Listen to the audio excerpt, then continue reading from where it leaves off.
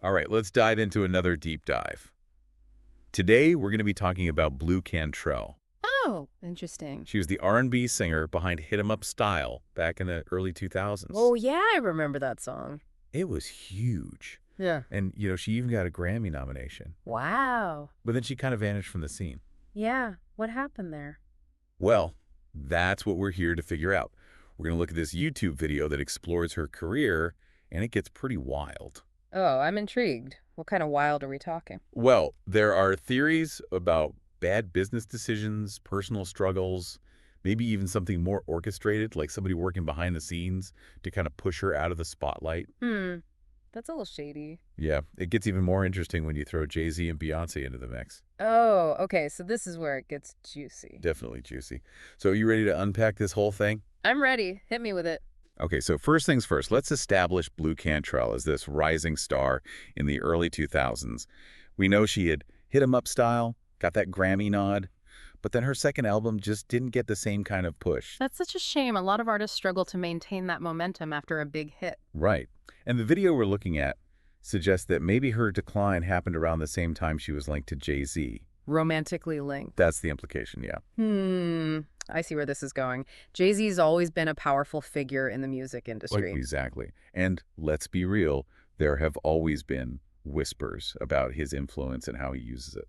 You know, it's interesting you mentioned that because the video actually points out some parallels between Blu Cantrell's music and Beyonce's releases around that time. Oh, like what? Well, both of them had songs featuring Sean Paul. And then there's this visual similarity between Blu Cantrell's Roundup music video promo and Beyonce and Jay-Z's '03 Bonnie and Clyde video. Okay, I can see how those things could raise eyebrows. But are we really going to connect the dots based on a guest artist and some similar visuals? Well, the video goes even further. They highlight a Beyonce lyric that says, "I was in love with a Sagittarius. I've been hurt by a Pisces." Well, guess what? Jay-Z is a Sagittarius and Blu Cantrell is a Pisces. Okay, that's a little creepy, but it could just be a coincidence. Yeah, it's definitely a lot of speculation, but you gotta admit, it's all pretty intriguing. Really. And it makes you wonder, is there more to this story than what we see on the surface? Right. And then on top of all that, there's the most wild theory of them all. You ready for this? Lay it on me. The Blue Ivy theory. Okay, for those of us who haven't heard this one, what exactly does the Blue Ivy theory suggest? Well, it claims that Blue Ivy, Jay-Z and Beyonce's daughter, is actually Blu Cantrell's child. Whoa! Wait, what? How did they even come up with that? They pull together all sorts of, evidence. For example, Blu Cantrell disappeared from the scene right around the time she could have been pregnant. And then there's the name Blue Ivy itself. Blue for Blu Cantrell, obviously. And Ivy. They say Ivy comes from the Roman numeral 444, which could be connected to her birthday, March 16th, which is 316. Whoa. That's a stretch, don't you think? Yeah, I mean, is there any real evidence to support any of this? Not really. It's mostly just conjecture and people trying to connect the dots. But people love a good conspiracy theory, Well, right? absolutely. Especially when it involves celebrities. I mean, this is like straight out of a gossip magazine. It totally is. But it's interesting how these stories take on a life of their own, and it all kind of feeds into our fascination with the lives of the rich and famous. And let's be honest, the music industry is notorious for its secrets and scandals. Image is everything in that world, and people will go to great lengths to control the narrative. That's so true. And speaking of controlling the narrative, the video brings up some pretty serious allegations made by Jaguar Wright. I've heard that name. Who is she again? She's a former industry insider, and she claims to have witnessed firsthand how Jay-Z and Beyonce use their power. Oh, this should be good. What kind of power are we talking about? Well, she says they basically shut down their competition. You mean like silencing other artists? Exactly. And she says Blu Cantrell wasn't the only victim. Artists like Maya, Monica, even Aaliyah all supposedly faced setbacks in their careers as Beyonce's star rose. Wow, these are some heavy accusations. Is there any proof to back up these claims? Well, she's been very vocal about it, but concrete evidence is hard to come by. It's worth noting that she's also had her own fair share of struggles in the industry, so there's a chance she might have some, biases. I hear you. It's always important to consider the source and their motivations when evaluating claims like these. But still, you have to wonder, could there be some truth to what she's saying? I mean, there's no denying that the music industry can be ruthless. No doubt. There's so many stories about artists being exploited and manipulated, especially those who don't play by the rules or dare to speak out against the powers that be. It's a scary thought. Yeah, it is. And that brings us to another important aspect of Blu Cantrell's story. The video talks about how she signed this really bad contract with Arista Records, like a really predatory contract. Oh, yeah, the one where she had no ownership of her music and got practically no profits. Exactly. It's heartbreaking because even when Hit 'em Up Style was a massive hit, she wasn't seeing much of the financial reward. It's so messed up. Sadly, that kind of thing isn't uncommon in the music industry, especially for young, up-and-coming artists who are just starting out. They get trapped in these exploitative contracts that can really sabotage their careers. So basically, she was set up to fail from the start. It seems that way. And then when her second album didn't perform as well, it sounds like they just dropped her. It really makes you think about the darker side of the music industry and how easily artists can be chewed up and spit out. So we've got this tangled web of theories surrounding Blu Cantrell's disappearance. There's the Jay-Z connection, the Blue Ivy theory, the claims of industry manipulation, and then this predatory contract that basically set her up for failure. Yeah, it's a lot to wrap our heads around. This is turning into a real mystery, and it raises some serious questions about the power dynamics in the music world. How much control do artists really have over their own careers? And what happens to those who challenge the system? Those are great questions. I think we need to dig a little deeper into that next time.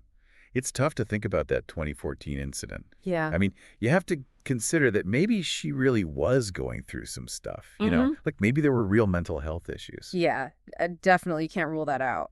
But I then guess it's the term interesting how was quickly critical. that unstable label gets thrown around, Right. especially when someone speaks out against the industry or, Yeah, against the big names. yeah, it makes you wonder. Like, are they really unstable, or is this just a way to discredit them and their experiences? Right, exactly. To kind of shut them up Yeah, and make sure they don't have any power anymore. exactly. It's like they're being punished for speaking truth to power. Yeah. And think about it, Blu Cantrell was already dealing with a lot at that point. Yeah. The contract issues, the rumors about Jay-Z, her career fading, Mm-hmm. that's enough to make anyone crack under pressure. Oh, absolutely. And then to have this very public breakdown, Yeah. it just plays into that whole narrative that they want to create, right? It's like they're almost waiting for someone to slip up so they can pounce. It's really sad when you think about it. And you know what else is interesting? The video suggests that this might be a bigger pattern, not just about Blu Cantrell. Oh, really? Yeah, they point to other female R&B artists who kind of disappeared from the mainstream right as Beyoncé was becoming huge. Interesting. Like, who are we talking about here? Well, they mentioned Maya, Monica, Okay, yeah. even Aaliyah, Wow, all incredibly talented women. and they were all successful in their own right. It's not like they just faded away because they weren't good. Right, they had the hits, the fan base, the whole package. Exactly. Maya had Case of the X, that was a huge hit. Huge. And Monica's Angel of Mine. Oh, I love that song. Right. These were like anthems. They were everywhere. Yeah, Yeah. you're right. So what happened? I mean, was it just a coincidence that they kind of faded as Beyoncé's star was rising? That's the question, isn't it? The video suggests that maybe it wasn't just a coincidence. They talk about industry gatekeeping, like there are people behind the scenes making decisions about who gets the spotlight and who doesn't. I see what you mean. It's like someone's controlling the narrative. Exactly. Yeah. And if that's the case, then it raises some really big questions like, are we really listening to the best music out there? Or are we just being fed what the industry wants us to hear? It's a bit unsettling when you think about it that way, isn't it? Like how much of what we see and hear is actually genuine and how much is manufactured. Right. It's like, who's pulling the strings here? And it makes you question everything. Definitely. So where do we go from here? I mean, how do we break free from this potential manipulation? Well, I think the first step is awareness. We need to be more critical of what we're being told and seek out different perspectives. Right. Not just accepting everything at face value. Exactly. Yeah. And we need to support independent artists, explore different genres, just be more open-minded in our musical choices. That's a great point. It's about taking back control of our own musical journey, not letting the industry dictate our tastes. Absolutely.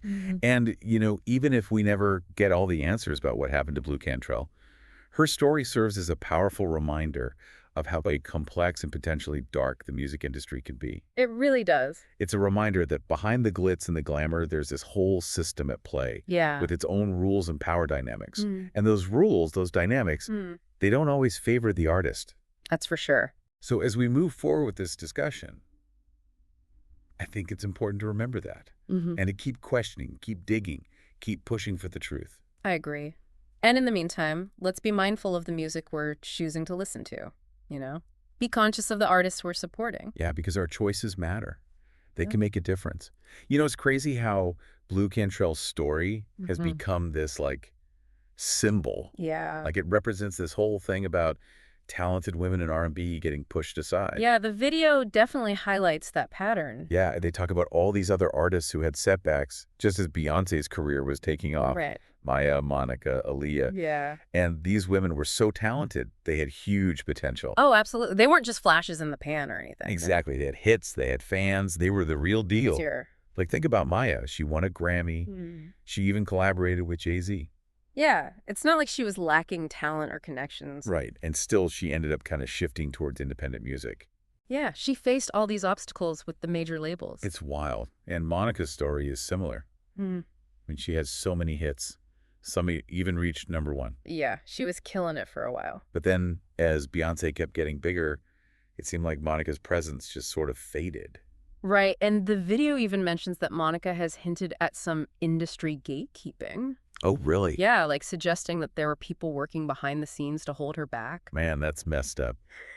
It makes you think that talent and hard work aren't always enough. Right, like sometimes there are these bigger forces at play that you can't control.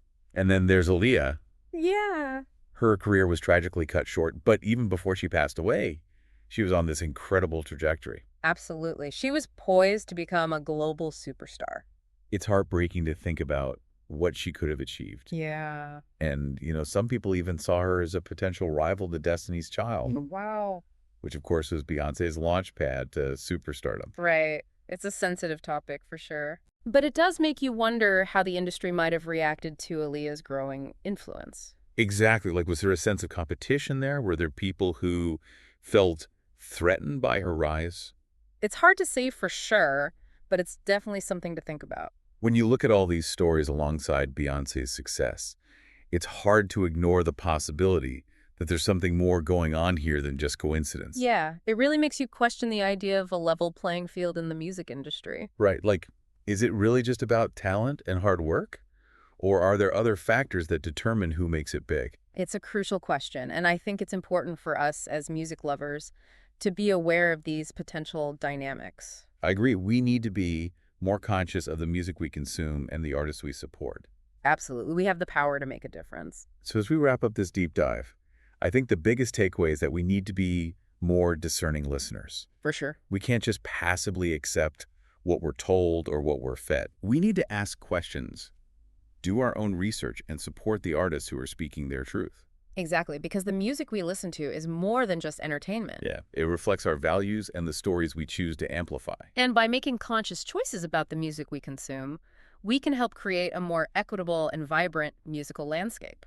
So to our listeners out there, we leave you with this question. Whose music are you listening to? And what stories are you choosing to amplify?